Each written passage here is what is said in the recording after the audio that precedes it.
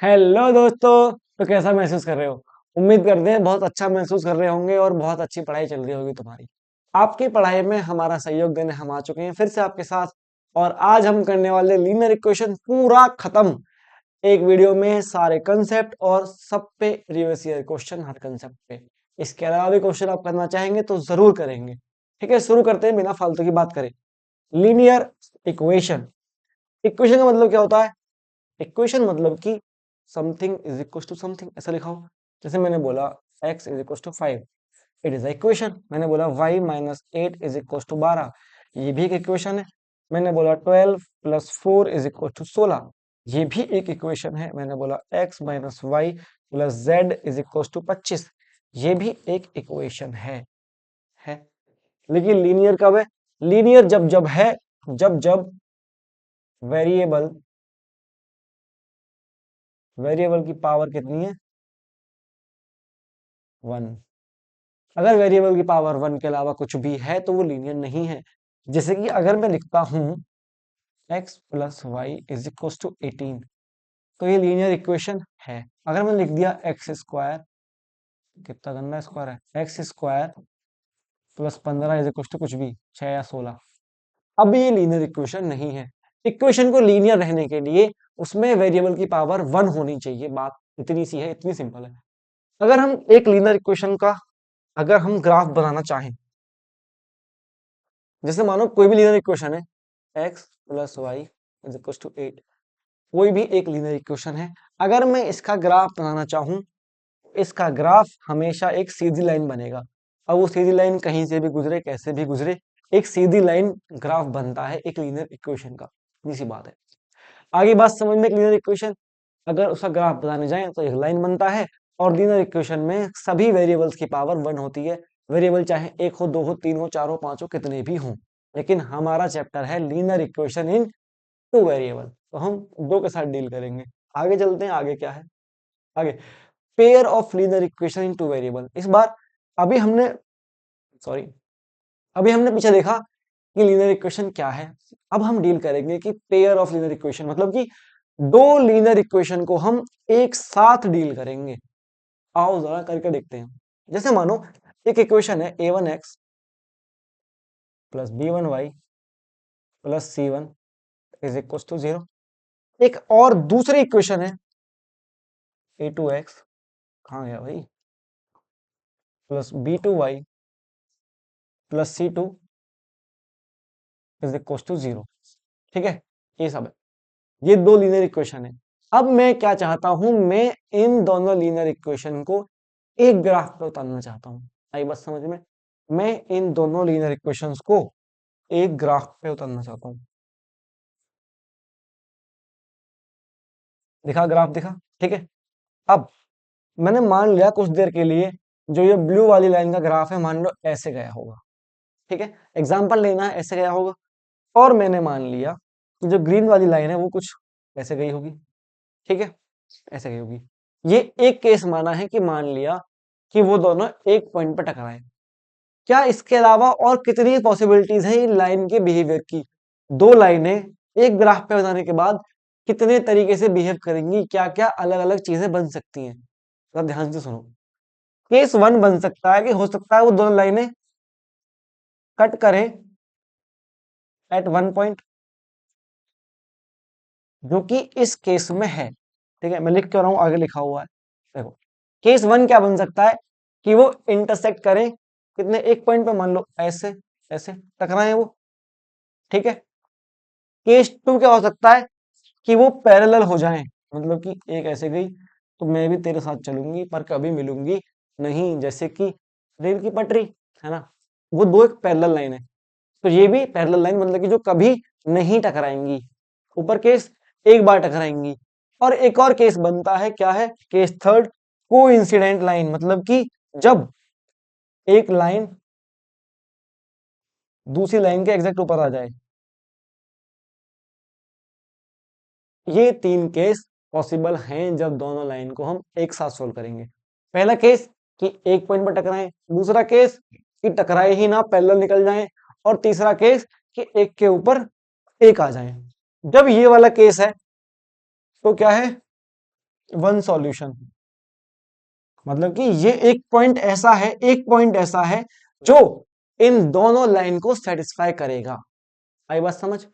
और जब दो लाइन पैरेलल हैं तो कितने सॉल्यूशन? जीरो।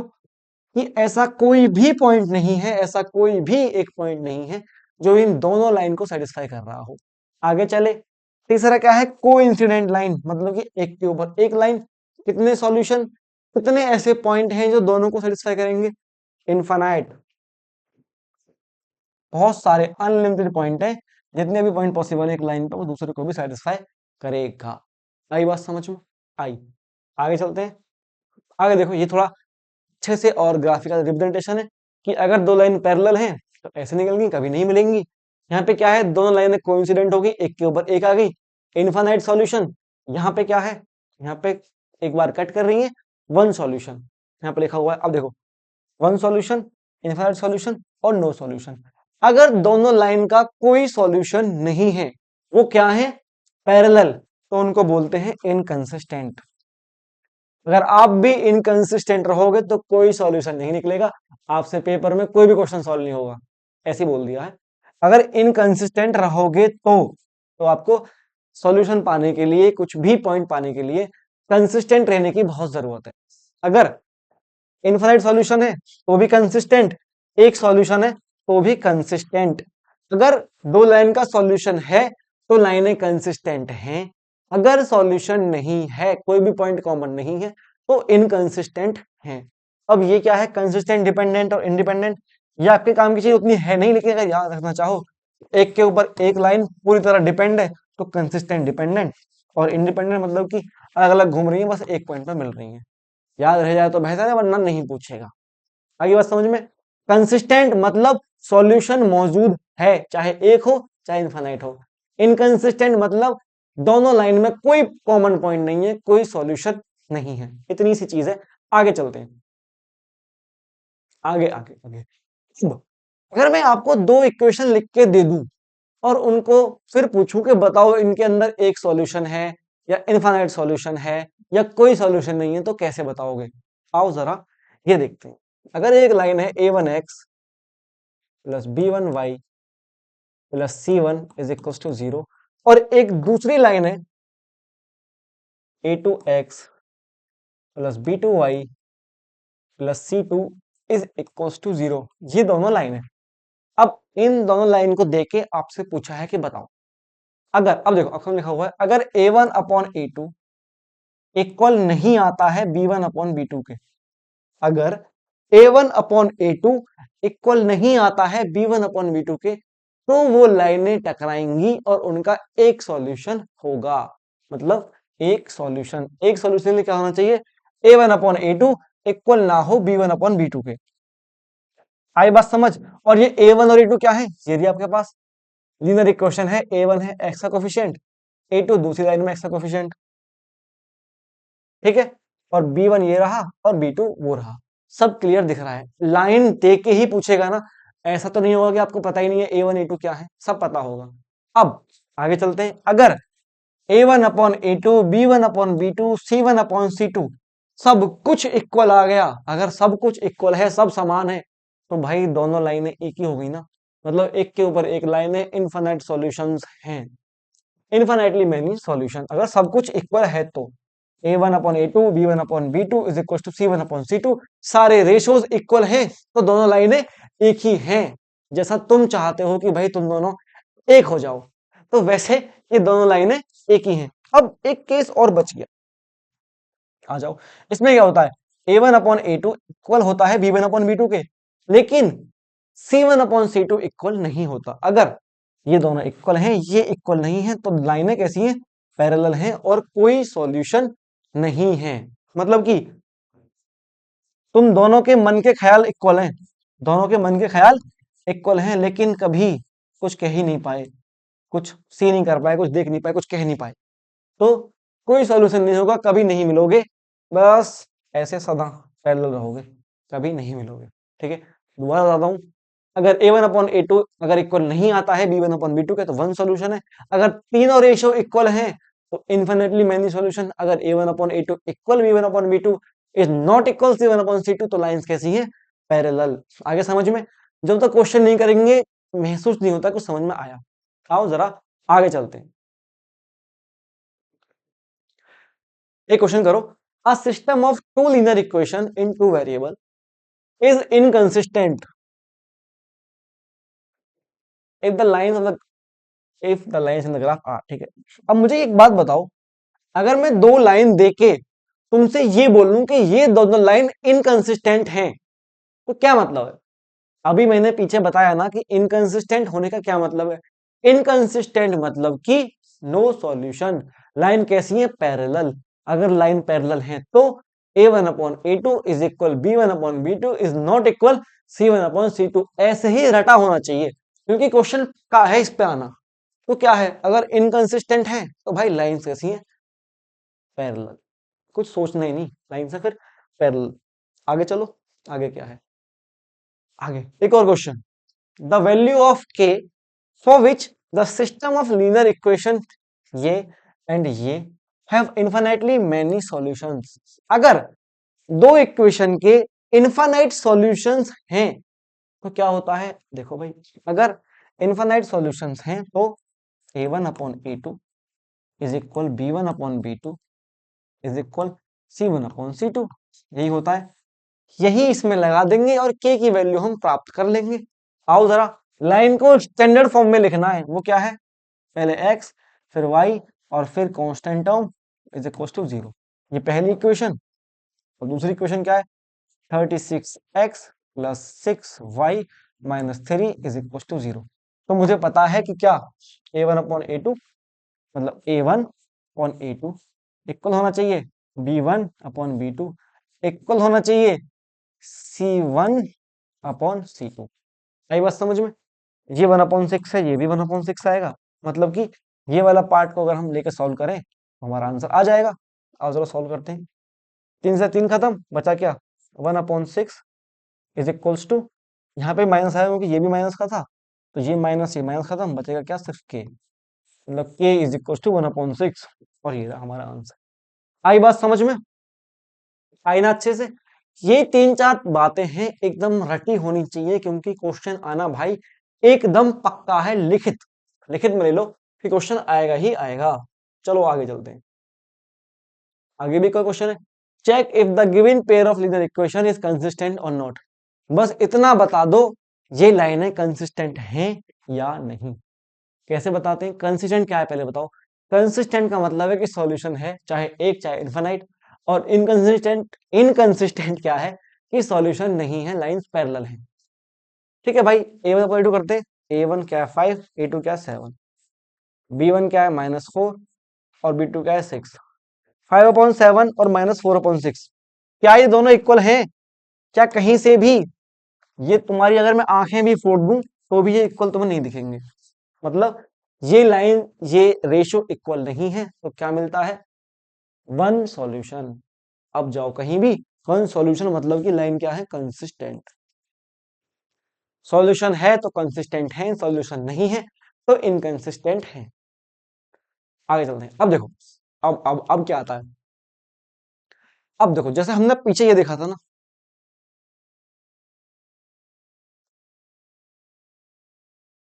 ये वाला केस, जब इनका वन सॉल्यूशन होता है, लाइन टकरा रही है और एक सॉल्यूशन होता है, तो देखो, जब कोई सॉल्यूशन ही नहीं है तो क्या फाइंड करें, जब इनफाइनाइट सॉल्यूशन है तो कितने फाइंड करें भाई, कोई पॉसिबिलिटीज नहीं है। लेकिन अगर एक सॉल्यूशन है तो उसको फाइंड तो करना पड़ेगा, करना पड़ेगा नहीं करना पड़ेगा, अभी करना पड़ेगा। तो बस उसी एक सॉल्यूशन को फाइंड करने के हमारे पास हमारे एनसीईआरटी में 3 तरीके हैं। अब उन्हीं 3 तरीके से हम डील करने वाले हैं। आओ जल्दी जल्दी करते हैं, चलो। ठीक है, एक लीनियर दो लीनियर इक्वेशन को सॉल्व करने के तरीके 3 है हमारे पास। ग्राफिकली सॉल्व कर सकते हैं, सब्स्टिट्यूशन मेथड से सॉल्व कर सकते हैं और एलिमिनेशन से सॉल्व कर सकते हैं। तीनों मेथड से क्वेश्चन करेंगे ताकि सब रिवाइज हो, कुछ भी छूटे ना। आओ जरा, ग्राफिकली कैसे सॉल्व हो, देखो मानो मैं तुम्हें एक इक्वेशन देता हूं, कुछ भी मानो, a1x plus b1y plus c1 0। एक ये है और एक इक्वेशन है a2x plus b2y plus c2 is equal to 0। अब इनको ग्राफिकली कैसे सॉल्व करना है, देखो भाई कैसे करते हैं। दोनों लाइंस को पहले ग्राफ में उतारो, ठीक है, और जिस पॉइंट पे टकराई वो उनका सॉल्यूशन है।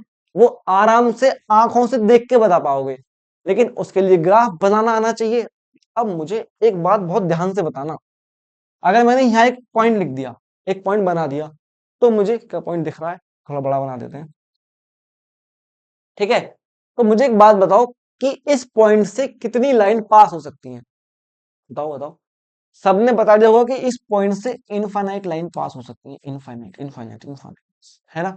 लेकिन अगर मैं तुमको दो पॉइंट दे दूं कि ऐसी कितनी लाइन है जो इन दोनों पॉइंट से पास हो, तो कितनी होंगी, कितनी होंगी। एक ही लाइन पॉसिबल है जो इन दोनों पॉइंट से पास हो, इसके अलावा कोई भी पॉसिबल नहीं है। तो इसका मतलब अगर हमको एक लाइन को ग्राफ में रिप्रेजेंट करना है तो हमको कम से कम उसके दो पॉइंट चाहिए। अगर हमको दो पॉइंट मिल गए तो हम लाइन बना देंगे। आगे बात समझ। तो हम इन लाइंस के दो पॉइंट पता करने की कोशिश करते हैं। वो कैसे करते हैं, जैसे मानो इसमें हम क्या करेंगे, एक बार हम x जीरो रखते हैं कि पुट x इक्वल जीरो। जैसे ही x जीरो रखा, कुछ वैल्यू y की मिलेगी तो कोऑर्डिनेट मिल जाएगा 0, y डैश, मैंने बोल दिया। अगली बार क्या करो, put y is equal to 0। अब जैसे ही y जीरो पुट किया तो x की कुछ वैल्यू मिल जाएगी और y जीरो है ही। मिल गए हमको दो कोऑर्डिनेट। जैसे ही दो पॉइंट मिले, उनके कोऑर्डिनेट मिले, अब ग्राफ बनाना तो बहुत आसान है, तुमने बना दिया, मान लो ये गई लाइन, फिर इसका बनाया, इसका मान लो ये गई लाइन। तो तुम्हें अपने ग्राफ में आंखों से ये पॉइंट दिख जाएगा ना, और इस पॉइंट के कोऑर्डिनेट तुमने मान लो बता दिया x3 और y-1। कितना आसान है, इतना ही आसान है ग्राफिकली सॉल्व करना।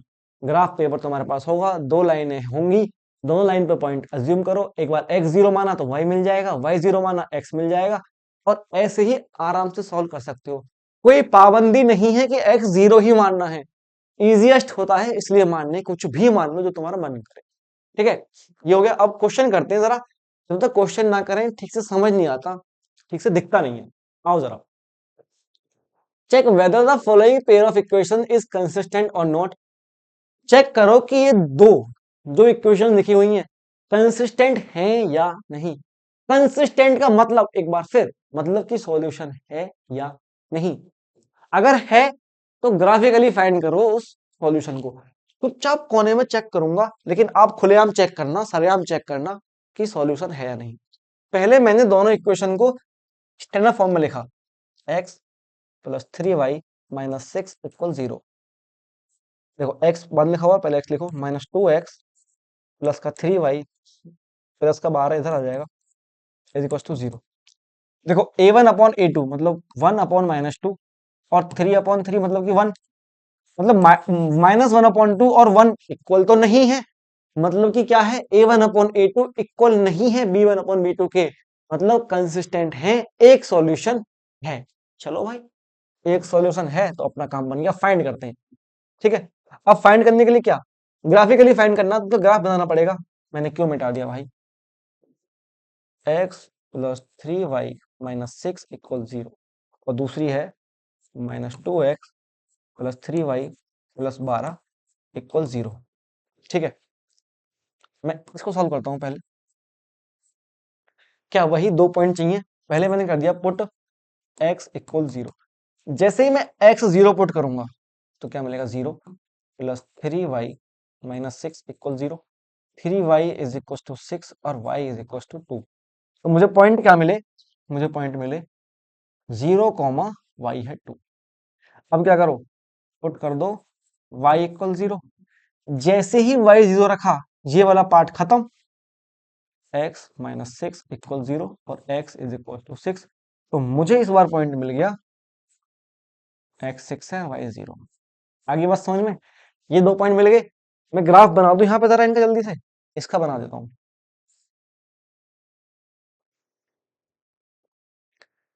एक पॉइंट है 0, 2, x 0 होता है y एक्सिस पे और y 0 होता है x एक्सिस पे।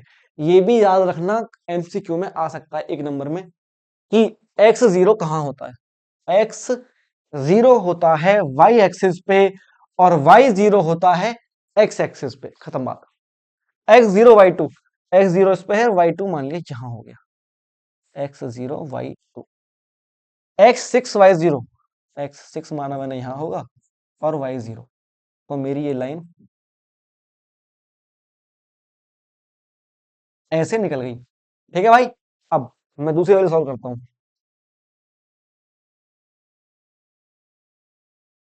पुट एक्स इक्वल जीरो, जैसे ही एक्स जीरो पुट किया ये पार्ट खत्म, बचा three y, three y plus बारह equal zero, three y equal to minus बारह, y is equal to minus four. तो क्या पॉइंट मिला, हट भाई, एक्स जीरो और वाई माइनस फोर। अब क्या करता हूँ, पुट एक्स इक्वल जीरो, जैसे एक्स एक्स तो पुट कर दिया, वाई करता हूँ, y equal zero, y zero किया, एक्स बचेगा minus two x, minus two x plus बारह equal zero, minus two x is equal to minus बारह, माइनस माइनस खत्म, दो से छह बार, सिक्स कॉमा जीरो। एक पॉइंट मिला, अगला पॉइंट मिला हमें एक्स सिक्स और वाई जीरो। अब इसको पुट करते हैं, x zero y minus four, x zero इस पे है और वाई माइनस फोर यहाँ होगा, x zero comma minus four. दूसरा पॉइंट क्या है, सिक्स कॉमा जीरो, जो कि ये रहा, तो यही पॉइंट है, लाइन जाएगी ऐसे।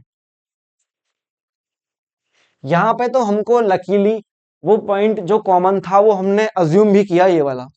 मान लो ये यहाँ ना टकराया कि यहाँ टकराती, तो ग्राफ में तुमको आराम से दिखता, ग्राफ पेपर में लाइंस होती हैं, तो तुम क्लियरली उसको हिसाब लगा सकते हो कि कहाँ पे ये टकरा रही है। आई बात समझ में, बिल्कुल खुद से करना, दोबारा समझ में आएगा। ये ना क्वेश्चन ना करके एनसीईआरटी की बुक उठाओ, उसमें क्वेश्चन है उसको सॉल्व करो। चलो भाई आगे चलते हैं, दूसरा मेथड सब्स्टिट्यूशन। अब सभी गेम खेलते होगे स्कूल में। ज्यादातर बच्चों को क्रिकेट पसंद होता है, लेकिन क्रिकेट स्कूल में अवेलेबल नहीं होता है। स्कूल में वही बैडमिंटन हो गया, वॉलीबॉल हो गया और भी बहुत सारी चीजें। तो आपने सब्स्टिट्यूट का नाम सुना होगा, है ना। खो खो में भी होता है, कबड्डी में, हर जगह सब्स्टिट्यूट का नाम यूज होता है। सब्स्टिट्यूट का मतलब है किसी की एक जगह पे हटा के दूसरा आ जाना। इतना सिंपल सी बात है। अगर मान लो तुम वॉलीबॉल में छह लोग खेल रहे हैं, तो बाहर जो बैठे हैं, जितने भी बैठे होंगे, वो सब सब्स्टिट्यूट्स हैं। अगर मान लो इसको हटाने इसको लाना है, तो ऐसे सब्स्टिट्यूट कर सकते हैं, मतलब कि किसी एक की जगह पे दूसरे को लेके आना। ठीक है, ये कहलाता है। अब इसमें हमको यही करना है, जैसे एक इक्वेशन है x plus y is equal to eight हो गया, एक हो गई, two x minus y plus सोलह इक्वल टू सोलह हो गई। तो एक इक्वेशन में से किसी भी एक वेरिएबल की वैल्यू उठाई, एक इक्वेशन में से किसी भी एक वेरिएबल की वैल्यू उठाई और दूसरी इक्वेशन में पुट कर दी। क्वेश्चन सॉल्व करते हैं, क्वेश्चन के माध्यम से समझेंगे। ठीक है, ये ऐसा है, सॉल्व करने में बोला है। ठीक है, मेरे पास पहली इक्वेशन है x plus two y minus nine equal zero, दूसरी है y minus two x is equal to two. ये इक्वेशन वन है, ये इक्वेशन टू है। तो मैं किसी भी एक इक्वेशन में से किसी भी एक वेरिएबल की वैल्यू उठाऊंगा और दूसरे इक्वेशन में पुट कर दूंगा। चलो भाई पुट करते हैं। यहां से आसान दिख रहा है y की वैल्यू निकालना, तो ऐसे ही इजी पिक करना है, y is equal to two plus two x, है ना। इसी को पुट कर दो, पुट दिस इन फर्स्ट, पहले पुट करो, पहले क्या है x plus two y, y क्या है two plus two x, minus nine equal zero, x plus two two the four plus two two the four x minus nine equal to zero, four x plus one x five x, four minus five minus nine equal to minus five equal to zero, five x is equal to five और x is equal to one आ गया, x one आ गया। अब इस x one कहीं put कर दो, put x is equal to one in three कर दो, थ्री मैंने बोली नहीं, ये वाली थ्री है। क्या है, y is equal to two plus two x, x क्या है one, two plus two, y is equal to four. आई बात, आई बात समझ में आई होगी। तो हर एक मेथड का अपना अपना हिसाब है, अपनी अपनी जगह पे सुटेबल है। अगर मानो तुमको सब्स्टिट्यूशन मेथड कब यूज करना चाहिए, जब यूज करना चाहिए जब किसी एक वेरिएबल की वैल्यू अगर निकालने ना अच्छी सी आसान सी दिख रही हो। अगर मान लो नहीं होता ये थ्री वाई, तो फिर थ्री से डिवाइड करना पड़ता, तो बहुत लंबा जाता, बहुत टफ होता। तो वैसे केस में एलिमिनेशन ट्राई करना। तो इक्वेशन देख के तुमको पता चलेगा कि कौन सा मेथड बेस्ट है, और ये आएगा बहुत सारी प्रैक्टिस करके। ठीक है, आगे चलते हैं। अभी एक मेथड और बचा है, एलिमिनेशन। एलिमिनेशन इस वर्ड से हमारे लोग बहुत फेमिलियर होंगे। आप सब सारे शोज देखते हैं, बिग बॉस देखते हो, रोडीज देखते हो, स्प्लिट्सविला देखते होगे, बहुत कुछ देखते होगे। ठीक है, तो उसमें एलिमिनेशन होता है ना। शायद सबसे ज्यादा मजा आपको इसी दिन आता होगा कि जिस दिन एलिमिनेशन वाला एपिसोड है। तो एलिमिनेशन में होता क्या है, क्या होता है? कोई एक चला जाता है ना, कोई एक निकाल देते हैं, चला जाता है, एलिमिनेट कर देते हैं। तो वही हम करेंगे कि दो वेरिएबल्स में से किसी एक वेरिएबल को एलिमिनेट करने की कोशिश करेंगे। कैसे करेंगे देखो जरा। मानो एक इक्वेशन है a1x प्लस b1, क्या ही हो गया, a1x plus b1y plus c1 equal 0, और दूसरी इक्वेशन है a2x plus b2y plus c2 is equal to 0। देखो, हम कोशिश करेंगे x या y के दोनों इक्वेशंस में कोफिशिएंट को सेम करने की। मतलब मानो मैं अगर मैं x पे ध्यान दूं, तो मैं कोशिश करूंगा कि जो यहां पे है x के साथ, मैं वही यहां पे बना लूं। थोड़ी देर के लिए मान लो मैंने बना लिया, मैंने इन दोनों को a बना लिया, ax plus b1y plus c1 equal 0, और ax plus b2y plus c2 equal 0, मैंने सेम बना लिया। ठीक है, अब मैं क्या करूंगा, अगर दोनों ही सेम हो गए तो मुझे इनको अब हटाना, एलिमिनेट करना बहुत आसान है। अगर मेरे पास 2 और 2 लिखा हुआ है तो मैं इनको माइनस करके 0 कर दूंगा। मेरे पास 2 और -2 लिखा हुआ है तो मैं इनको प्लस करके 0 कर दूंगा। बस वही ध्यान देना है कि कैसे लिखे हुए हैं और कैसे 0 करना है। अगर मैं इन दोनों इक्वेशन को माइनस करूं, माइनस माइनस माइनस, तो ये पार्ट खत्म। ये बचेगा b1 minus b2y plus c1 minus c2 equal 0। आई बात समझ में? अगर नहीं आई है तो यहाँ पे एबीसी एबीसी हो गया है, तो अगले क्वेश्चन में हम करेंगे अच्छे से, वहां पर समझना। आओ जरा, solve the following system of linear equation और वेरीफाई भी करो अपना आंसर। आओ जरा देखो, पहले मैं क्वेश्चन इक्वेशन को अच्छे से लिखता हूँ। 7x minus 2y minus 5 is equal to 0। हालांकि कोई नीड भी नहीं है लिखने की, कैसे लिख लो, इज इक्वल टू 5। और दूसरा है 8x plus 7y is equal to 15। अब देखो, या तो x का कोफिशिएंट सेम कर लो या y का कोफिशिएंट सेम कर लो। मैं y का कोफिशिएंट सेम कर रहा हूं क्योंकि देखो, ये 7 है और ये 2 है, सेम करना छोटा पड़ेगा, और ऑलरेडी प्लस माइनस में है तो ऐड करूंगा, कट जाएंगे। अब देखो, अगर मुझे 2 और 7 को सेम बनाना है तो क्या बन सकते हैं ये, हमेशा ये अपना एलसीएम बनेंगे, वो शॉर्टेस्ट तरीका है। आप एलसीएम से भी आगे बढ़ जाओगे, थोड़ा लंबा हो जाएगा। तो 7 और 2 का एलसीएम होता है 14, तो इन दोनों को बनाओ 14। अगर ये 14 बनाना है मुझे, तो पूरी इक्वेशन में मुझे 7 से मल्टीप्लाई करनी पड़ेगी, है ना। और अगर इसको इसको बनाना है 14, तो पूरी इक्वेशन में 2 से मल्टीप्लाई करनी पड़ेगी, है ना। हाँ भाई है। चलो, 7 7 जा 49x minus 14y is equal to 35। इसमें देखो, 16x 14y टू 30। हो गए ना भाई, हो गए ना सेम। अब जैसे ही सेम हुए, कोने में लिख दो, इसको लिखो 1, इसको लिखो 2, यहाँ पर लिख दो बाय एडिंग 1 एंड 2। जैसे मैं इनको ऐड करूंगा तो क्या ये पार्ट कट जाएगा, ये कितना हुआ 65x इज इक्वल टू 65 मिल गया मुझे, मेरा x मिल गया 1। जैसे ही x1 मिला, x1 कहीं भी पुट कर दो, मतलब इन दोनों में इसमें पुट कर दो। जैसे मैं x1 रखूंगा 7 into 1 minus 2y is equal to 5। 7 minus 2y is equal to 5। 5 इधर, 7 minus 5 is equal to 2y। 2 is equal to 2y, तो y इज इक्वल टू भी आ गया 1। दोनों बना गए एक्स बी और वाई बी, जो कि आप वेरीफाई कर सकते हो, रख के देखो, क्योंकि वेरीफाई करने बोला है। देखो, 7 7 into 1 7 minus 2 into 1 2 is equal to 5, जो हाँ ठीक है। इसमें रखो 8 प्लस 7 15 है, बिल्कुल ठीक है। आई बात समझ में? आंसर वेरीफाई भी कर लिया। आगे चलते हैं। आज के लिए इतना ही। पूरा लीनियर इक्वेशन रिवाइज कराया, टाइप ऑफ इक्वेशन बताई, क्या क्या पॉसिबिलिटीज होते हैं वो बताए, हर कंडीशन समझाइए। उसके बाद कैसे वन सॉल्यूशन के लिए सॉल्व करेंगे, सारे मेथड पे क्वेश्चन कराया है और इस बोर्ड पे लिखा हुआ हर एक क्वेश्चन रेलिवेंट है, प्रीवियस ईयर में आया हुआ कुछ भी फालतू क्वेश्चन नहीं है। इसके अलावा भी और क्वेश्चन आपको करने की नीड है, खुद से कर लें तो बहुत बेहतर है, वरना हम तो कराते ही रहेंगे। तब तक के लिए आप और कुछ देख लीजिए और कुछ पढ़ते रहिए, रिवाइज करते रहिए। धन्यवाद।